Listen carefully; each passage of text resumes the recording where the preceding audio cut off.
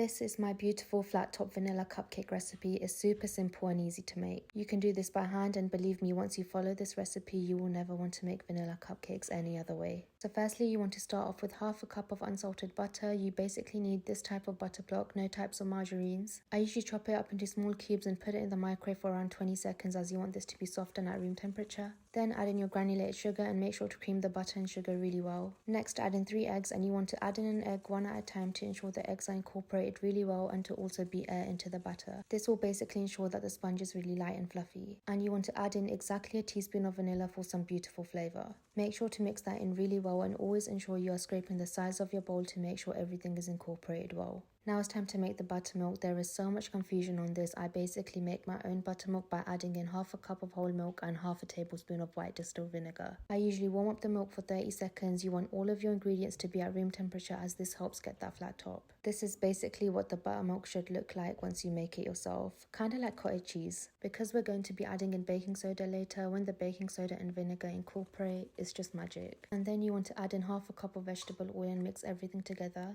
Next, you want to sift in your dry ingredients, so that's plain flour, baking powder, baking soda and salt. And very gently mix it with the wet batter. You don't want to over mix it as this can result in a very hard and dry sponge.